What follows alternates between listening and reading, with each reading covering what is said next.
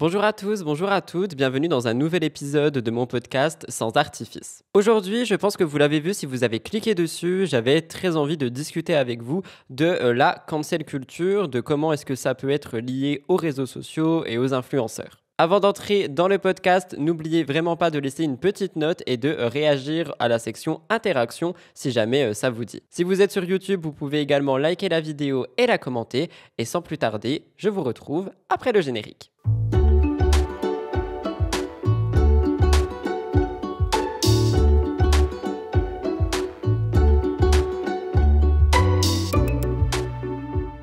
Comme je viens de vous le dire, je voulais vous parler de la cancel culture aujourd'hui, de l'impact que ça peut avoir sur les influenceurs avec les réseaux sociaux, etc. On va donc avoir quelques petites parties comme d'habitude, mais je pense qu'il faut quand même commencer par présenter les termes. Donc pour vous présenter la cancel culture, j'ai évidemment fait des petites recherches sur internet. Je vous lis ce que j'ai trouvé. La cancel culture est un phénomène social où un individu ou un groupe est ostracisé ou boycotté, souvent sur les médias sociaux, en réponse à des opinions, des comportements ou des actions perçues comme offensantes, inappropriées ou contraires aux normes sociales dominantes. Le terme de cancel culture est souvent utilisé pour décrire des situations où une personne est publiquement désapprouvée ou retiré de la sphère publique en raison de ses actions passées ou de ses opinions controversées. Le terme cancel fait référence à l'idée de mettre fin ou d'annuler le soutien à une personne ou une entité en retirant son soutien financier, social ou professionnel. La cancel culture, elle peut prendre plusieurs formes. On peut aller de simples appels à boycott une personnalité à des campagnes plus organisées qui peuvent viser à faire pression sur les entreprises ou les institutions pour qu'elles cessent de soutenir ou promouvoir cette personne. Je vais vous donner des exemples dans la suite du podcast. Le phénomène de cancel culture soulève certains débats sur la liberté d'expression, la responsabilité individuelle et les normes sociales. Il y a certaines personnes qui soutiennent que la cancel culture est un outil légitime pour promouvoir la justice sociale et la responsabilité, et il y en a d'autres qui critiquent ce mouvement par rapport à la liberté d'expression et son potentiel de causer des dommages, que ce soit physiques ou alors mentaux, sur les personnes qui sont concernées. Je vous donnerai des exemples dans quelques instants. Là, je veux vraiment introduire les termes cancel culture et comment est-ce que c'est lié aux médias sociaux, ce qui nous permettra vraiment de mieux expliquer le podcast. Et justement, les réseaux sociaux, ils ont vraiment offert une plateforme où les utilisateurs peuvent s'exprimer, ils peuvent exprimer leur opinion de manière rapide, de manière virale, et donc on a eu pas mal de mouvements par rapport à la cancel culture et au boycott qui ont émergé avec les réseaux sociaux. On peut d'ailleurs parler d'un exemple qui pour moi d'ailleurs est quand même assez impactant, important et qui pour le coup mérite d'être là. Je vous parle du hashtag MeToo qui a été lancé en 2017 où on avait des survivants et des survivantes de harcèlement et d'abus qui ont partagé leur histoire en ligne et qui ont fait en sorte de mettre de la lumière sur la puissance de la mobilisation des réseaux sociaux pour parler justement de changement et responsabiliser les agresseurs. Et dans le monde des influenceurs, la cancel culture, elle s'est manifestée à travers les scandales publics, les dramas, les polémiques qui peuvent impliquer des créateurs et des créatrices de contenu populaires qui sont critiqués, boycottés ou même exclus de certaines plateformes en raison d'actions et de propos controversés. Les incidents liés aux prises de parole controversées ont été amplifiés par la nature dite virale des réseaux sociaux parce que les informations se propagent rapidement et on peut facilement et très rapidement également avoir des répercussions significatives sur la réputation et la carrière des personnes concernées. Ça, c'était vraiment pour vous expliquer un petit peu ce qu'est la cancel culture, pourquoi est-ce que selon moi ça a vraiment augmenté avec l'émergence des réseaux sociaux, mais comme ça vous avez les définitions avant de vraiment entrer dans les différentes parties du podcast. La cancel culture a souvent, voire régulièrement, affecté les influenceurs et les créateurs de contenu. On peut mettre en lumière des cas qui sont très connus, des cas emblématiques comme celui de James Charles ou de Logan Paul. Rappelez-vous, James Charles a eu des accusations de manipulation et d'inconduite qui ont entraîné une réaction de masse de la part de la communauté en ligne, et pour moi ça montre vraiment la puissance et l'impact que peuvent avoir la cancel culture sur un influenceur. Si vous n'êtes pas familier avec tout ce qu'il s'est passé concernant James Charles, en gros, son ex-meilleure amie, Tati Westbrook, l'avait dénoncé sur une grande vidéo YouTube où elle expliquait des comportements ultra inappropriés de James, si ceux-ci sont vrais évidemment. Et on avait vraiment eu cette énorme polémique où on voyait jour après jour James Charles perdre des milliers, des centaines de milliers d'abonnés. Et donc, en fait, pour moi, ça montre vraiment que la cancel culture, si elle est mobilisée, elle peut avoir un énorme impact sur une personne qui est une personnalité en ligne, étant donné que James, sans ses abonnés, il n'a plus de visibilité. Et donc, pour moi, c'est un des meilleurs exemples, même si c'est pas forcément quelque chose qui est positif, pour illustrer la cancel culture sur les réseaux sociaux. Je vous ai également parlé de Logan Paul, je sais pas si vous vous rappelez, il avait filmé un cadavre dans une forêt pour un de ses vlogs, il l'avait montré, il n'avait pas cuté la séquence, quelque chose qui a failli vraiment lui coûter un gros frein dans sa carrière. Et encore une fois, on avait eu une mobilisation en masse de la communauté en ligne pour dénoncer cette affreuse action. Et donc, on peut se rendre compte qu'on a beau dire que les influenceurs, ils sont surpuissants de par leur notoriété, de par leur richesse, etc., etc.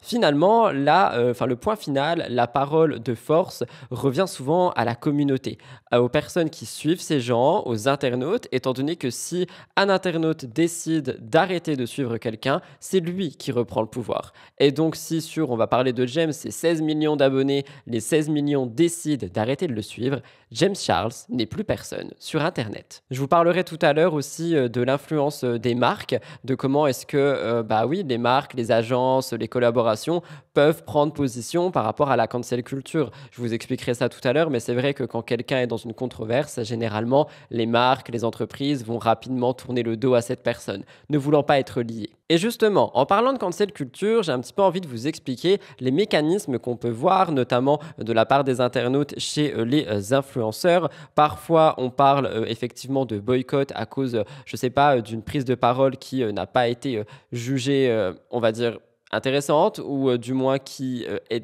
a été prise dans un très mauvais sens. Peut-être que le créateur ou la créatrice s'est mal exprimé, peut-être que celui-ci a des idéologies totalement contraires à la majorité et parfois ça peut donc créer une vague de boycott.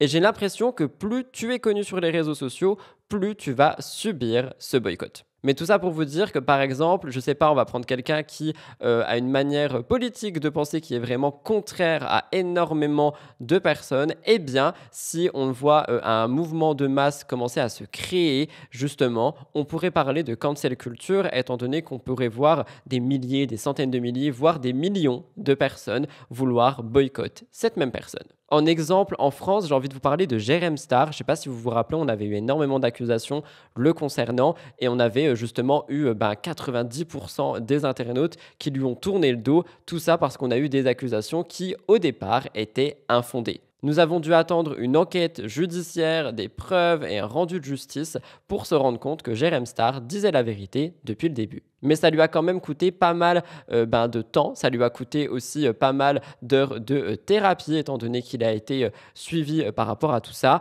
Je sais aussi que énormément de marques lui ont tourné le dos et que bref, il a vraiment été boycott. À travers les boycotts et les dénonciations publiques, on peut retrouver pas mal de choses en ligne, justement, des hashtags sur les réseaux sociaux. On peut également retrouver des vidéos qui vont viser à descendre une personne en particulier. Et c'est vrai qu'on a parfois aussi des pétitions en ligne pour faire en sorte que quelqu'un saute des réseaux sociaux, pour faire en sorte que sa chaîne YouTube, son compte Instagram ou même tout simplement sa présence en ligne ne soit plus là. Et honnêtement, en disant tout ça, je me rends quand même compte que c'est assez compliqué de pas forcément choisir un camp, mais de penser à ça avec du recul. C'est-à-dire que je peux tellement comprendre que des personnes veulent boycotter d'autres personnes si celles-ci sont jugées problématiques. Je sais pas, il suffit qu'une personne ait à répétition des phrases racistes, un comportement vraiment horrible. Effectivement, est-ce qu'on devrait laisser le droit de parole à une personne influente qui peut avoir des prises de parole qui sont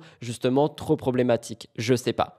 Mais de l'autre côté, faire des appels au boycott, faire cette cancel culture, ça me dérange aussi. Et je pense que peut-être on devrait aussi parler d'une responsabilité des plateformes et les plateformes devraient être mieux encadrées pour justement gérer les prises de parole qui ne devraient pas être là. Les influenceurs, quand ils sont face à de la cancel culture, ils vont avoir généralement deux réactions. La première, ça va être de prendre sa caméra et de filmer une vidéo, généralement démaquillée, en pleurs, patati patata, pour exprimer ce qu'ils pensent, pour donner leur point de vue par rapport à ce qui est dit. Il y en a aussi d'autres qui vont gérer la crise différemment et qui, eux, vont ne absolument rien dire. Ils vont pas réagir à ce qui se passe, ils vont tout simplement continuer leur vie, encaisser les coups et faire en sorte de passer à autre chose. Et à ça, les internautes y réagissent souvent de la même manière également. Quand on a quelqu'un qui répond à la polémique, qui répond à la controverse, cette personne se justifie. Quand on a quelqu'un qui ne répond pas à la polémique et qui ne répond pas à la controverse, cette personne se cache. Et en fait, je trouve que c'est dommage d'un côté parce qu'on ne veut pas essayer de retourner ça dans l'autre sens et de se dire que si la personne répond et réagit, c'est peut-être parce que ça l'a touché et qu'elle a envie de donner son mot dessus. Tout comme si la personne ne réagit pas, ça veut peut-être également dire que cette personne veut simplement se protéger. Pour moi, répondre ou ne pas répondre ne signifie pas être coupable de ce dont on est accusé. C'est peut-être sa propre manière de réagir et d'encaisser cette controverse. Mais c'est vrai que principalement aujourd'hui, j'ai l'impression qu'il y a de moins en moins de réponses par rapport à la pression médiatique, par rapport aux controverses et par rapport justement aux polémiques. Et on voit surtout les influenceurs et les influenceuses qui sont malheureusement mis dans ces situations se retirer des réseaux sociaux pour éviter une certaine pression. Qui serais-je si je ne vous parlais pas des conséquences physiques, des conséquences psychologiques, des conséquences professionnelles que peuvent avoir une cancel culture? Alors au niveau des conséquences psychologiques par rapport aux attaques via la cancel culture sur les influenceurs, je pense qu'on peut mettre en avant plusieurs choses. Déjà une baisse d'estime de soi parce que qu'on soit responsable ou non, je pense que se faire attaquer par des centaines de milliers de personnes quotidiennement, ça doit vraiment baisser ton estime de toi. Ton estime de soi ou ton estime de toi, je sais pas. Mais également, ça va briser la confiance que tu as envers toi-même. Peut-être même que tes proches vont commencer à douter de toi. Et comme je vous l'ai expliqué avec Jérém tout à l'heure, ça peut aussi t'envoyer chez un psychologue. En effet, ça peut créer du stress post-traumatique. Vivre une vague de haine et une vague de harcèlement, c'est pas quelque chose d'anodin et c'est pas quelque chose qui passe comme ça en claquant des doigts. Et on parle de plus en plus de santé mentale. On essaye de plus en plus de mettre un point d'honneur à exprimer que oui, la santé mentale est importante et que celle-ci doit être autant chouchoutée que la santé physique. Mais je pense que subir de la cancel culture et subir un boycott en ligne aussi viral peut justement vraiment impacter ta santé mentale. On a déjà eu plusieurs fois des témoignages d'influenceurs et d'influenceuses qui ont vécu des polémiques et des controverses et qui ont expliqué que ils ont eu beaucoup de mal à se reconstruire. Déjà, c'est peut-être pas forcément une reconstruction qui est terminée au moment où ils prennent la parole. Je pense sincèrement que ça t'impacte pour peut-être toute une vie suivant la violence des choses que tu as pu vivre en ligne. Et au niveau professionnel, j'en ai touché deux mots tout à l'heure et je suis toujours dans le même avis 10 minutes plus tard. On peut malheureusement perdre des contrats de partenariat. On peut également avoir des marques qui nous tournent le dos. C'est vrai que les marques, elles, ont besoin d'une très bonne image. Plus tu es suivi, plus ton image va être importante et fragile. Et c'est-à-dire que si la cancel culture ou la controverse détruisent une parcelle de ton image, j'ai bel et bien l'impression que les marques te tournent le dos. Et d'ailleurs, je trouve que c'est un petit peu hypocrite parce que les marques vont te tourner le dos à ce moment-là et puis d'un coup d'un seul, dès lors où tu reviens dans la lumière, les marques reviennent vers toi. De mon expérience personnelle et de ce que j'ai pu apprendre et discuter avec d'autres personnes, je sais aussi de sources sûres qu'il y a des marques qui vont être tout simplement honnêtes et qui vont dire à la personne concernée: écoute, pour le moment c'est assez compliqué, mais on ne veut pas te tourner le dos, juste on va mettre un petit peu en stand-by notre collaboration et elle reprendra quand la vague sera passée. Et je trouve que c'est beaucoup moins hypocrite que de tout simplement ne plus donner de nouvelles et tourner le dos à l'influenceur ou à l'influenceuse concernée. En bref, les conséquences d'une cancel culture, que ça soit psychologique ou alors professionnelle, elles sont là. Et malheureusement, comme je vous l'ai dit, je reprends l'exemple de Jérém. Au début, tout était infondé. C'est-à-dire qu'on avait des vidéos sorties de contexte, des messages sortis de contexte, et on a fait passer cet influenceur pour une personne qu'il n'est pas. Au cours de 2 prochaines années, il a perdu des contrats, perdu des amis, perdu son estime de soi, il n'arrivait plus à se laver, à se nourrir, il vivait dans une vraie tourmente, il recevait des menaces de mort. Tout ça pour expliquer que effectivement, ça peut toucher et que malheureusement, on reste des êtres humains et être mis à mort sur les réseaux sociaux, parfois ça peut être brisé par justement cette barrière virtuelle qui peut sauter et qui peut avoir des répercussions dans la vie réelle. J'ai un épisode où Jérém Star avait raconté dans une de ses vidéos qu'il avait reçu une seringue pleine de sang dans sa boîte aux lettres en expliquant que la prochaine fois ce serait le sien. Honnêtement, ça fait froid dans le dos. Pour éviter la cancel culture, je pense qu'on peut tout simplement aborder quelques points. Premièrement, je vais pas forcément prendre d'exemple, mais c'est vrai qu'on peut avoir une certaine initiative de transparence. C'est-à-dire que si tu sens que tu as fait une erreur dans ton contenu, si tu sens que tu as fait quelque chose qui n'était pas OK dans ta prise de parole, si tu sens simplement que tu as merdé, on va dire les termes, tu le dis clairement. Tu fais une vidéo, une story, un post, tu expliques qu'effectivement, dans tel contenu, tu as dit des choses qui ont peut-être dépassé ta pensée, que tu as dit des choses qui n'auraient pas dû être mises en ligne sur les réseaux sociaux. En plus d'être un être humain, comme je vous l'ai dit, on est aussi des êtres sensibles. On reste des personnes, même si on a une certaine image sur les réseaux sociaux. Et je trouve que reconnaître ses erreurs et être transparent, c'est rien, ça fait pas de mal. Alors que peut-être que certaines personnes ne vont pas le comprendre. Peut-être que certaines personnes vont partir. Mais moi, personnellement, de mon expérience personnelle, je préfère être transparent, dire quand j'ai merdé, dire quand ce terme a été mal dit, dire quand je me suis mal exprimé et dire quand j'ai fait une faute, plutôt que noyer le poisson et faire en sorte que rien ne se passe. Concernant le côté professionnel, je pense qu'on pourrait mettre en place certaines clauses dans les contrats, c'est-à-dire une clause entre l'influenceur et l'agence qui stipule que en cas de controverse, je sais pas, l'agence ou la marque et ou l'influenceur auront tel droit de rétractation, tel rejet, etc., etc. Honnêtement, je pense que malheureusement, il faudrait peut-être en arriver là à un moment pour que des deux côtés, il y ait une certaine protection. J'ai envie de terminer par un message positif et vous parler justement de Jérém, encore une fois, parce que je voulais mettre en avant un exemple qui a subi une controverse et qui a réussi à rebondir, à retrouver la lumière, la joie de vivre et un contenu authentique. Je trouve que c'est le cas pour Jérém Star. Je trouve que c'est quelqu'un qui a vraiment été mis à mort sur les réseaux sociaux, mais à un point inimaginable et qui aujourd'hui arrive à s'en sortir, qui arrive à relever la tête de l'eau tant bien que mal, à nous proposer des contenus qui lui ressemblent plus, à retrouver une image qu'il avait avant. Ça lui a aussi permis de ne plus être la personne qu'il était avant tout ça, hein, c'est-à-dire qu'on parle quand même d'un blogueur qui était assez langue de vipère. Aujourd'hui, il a beaucoup de combats, beaucoup de responsabilités et je trouve que c'est un créateur de contenu qui peut être à suivre. Tout ça pour vous dire que la cancel culture, même si elle ne tue pas, comme vous venez de le voir, on peut s'en relever, continue quand même de détruire certaines personnalités et malheureusement, je trouve qu'on n'a pas assez d'encadrement par rapport à ceci. Je terminerai ce podcast par évidemment vous envoyer un message. Si jamais vous m'entendez, n'hésitez absolument pas à ne pas réagir au harcèlement de masse, à ne pas contribuer à la haine en ligne et surtout à ne pas faire en sorte de la nourrir.